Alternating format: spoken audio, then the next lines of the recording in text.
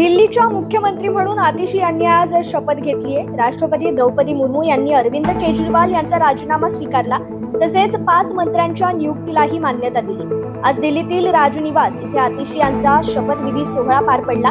राष्ट्रपती कार्यालयाकडून या संदर्भात अधिसूचनाही जारी करण्यात आल्या होत्या।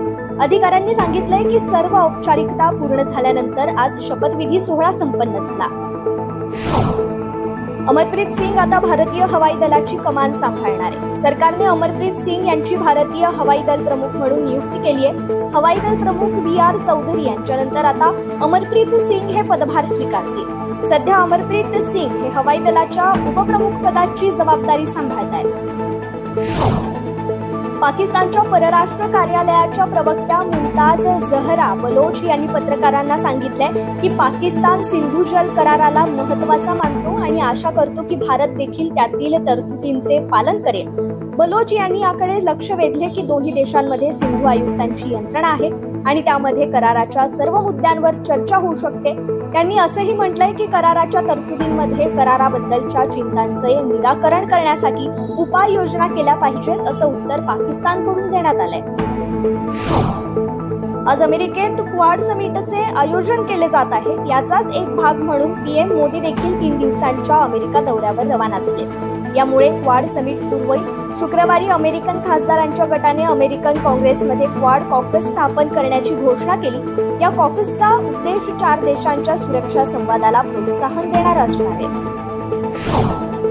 एकीकडे मालदीव आर्थिक संकटातून जात आहे। मालदीवला आपत्कालीन आर्थिक सहाय्य प्रदान करून भारताने सरकारी ट्रेझरी बिलांची सदस्यता पुन्हा एका वर्षासाठी $50 दशलक्ष वाढवली आहे। भारताने मालदीवला अशी मदत देण्याची या वर्षातील ही दुसरी वेळ आहे। मालदीवचे पर्यटन मंत्री अहमद अदीब यांनी ट्विटरवरील एका पोस्टमध्ये $50 दशलक्ष किमतीच्या ट्रेझरी बिलांच्या रोल ओव्हरसह महत्त्वपूर्ण अर्थसंकल्पीय समर्थन दिल्याबद्दल भारत सरकारचे आभार व्यक्त केले।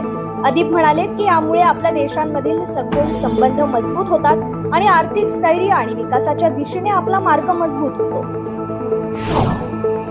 आरक्षणाच्या मुद्द्यावर बोलताना शरद पवार महाजातीयवादी नेते आहेत अशी टीका OBC नेते लक्ष्मण हाके यांनी केली आहे। तसेच पवार कुटुंबातील सदस्य रात्री अपरात्री जाऊन मनोज जरांगे यांना भेटतात असा आरोपही त्यांनी केला। मराठ्यांना OBCतून आरक्षण देऊ नये या मागणीसाठी लक्ष्मण हाके हे सध्या जालन्यातल्या वडीगोद्री येथे उपोषणाला बसले। या दरम्यान आज त्यांनी या संदर्भात माध्यमांशी संवाद साधला। यावेळी बोलताना त्यांनी शरद पवार यांना लक्ष्य केलंय। इराणी राष्ट्रगीताचा अपमान केल्याबद्दल इराणने तालिबानी राजदूताकडे तीव्र नाराजी व्यक्त केली आहे। इराणचे राष्ट्रगीत सुरू असताना तालिबानी राजदूत उठून उभे न राहिल्याबद्दल इराणने ही नाराजी व्यक्त केली आहे। चीनमध्ये ब्युटिफुल गव्हर्नर म्हणून ओळखल्या जाणाऱ्या गुइझोऊ प्रांताच्या गव्हर्नर झोंग यांग यांना 13 वर्षांच्या तुरुंगवासाची शिक्षा सुनावण्यात आली आहे। त्यांच्यावर 1,16,00,000 रुपयांचा दंडही ठोठावण्यात आलाय। 52 वर्षीय झोंग यांगला 71 कोटी रुपयांची लाच आणि तिच्यासोबत काम करणाऱ्या 58 लोकांशी शारीरिक संबंध ठेवल्याप्रकरणी दोषी ठरवण्यात आलाय। इस्रायल आणि हमास यांच्यात गेल्या अनेक महिन्यांपासून संघर्ष सुरू आहे। इस्रायलने आता लेबनॉनमधील इराण समर्थित हिजबुल्ला विरोधात कारवाई केल्याने संघर्ष आणखी वाढला।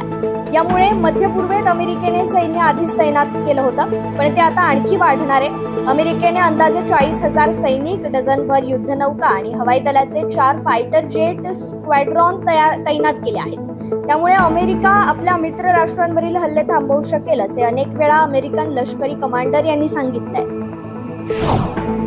इस्रायलने एक प्रस्ताव हमास पुढे ठेवलाय, ज्यामध्ये गाझापट्टीतील लढाई संपवली जाईल असं सांगण्यात आलंय। पण इस्रायलने यासाठी काही अट ठेवली आहे। हमासच्या प्रमुखाला तिथून बाहेर पडण्याचा सुरक्षित मार्ग दिला जाईल। त्या बदल्यात गाझामध्ये ओलीस ठेवलेल्या सर्वांची तत्काळ सुटका करावी लागेल।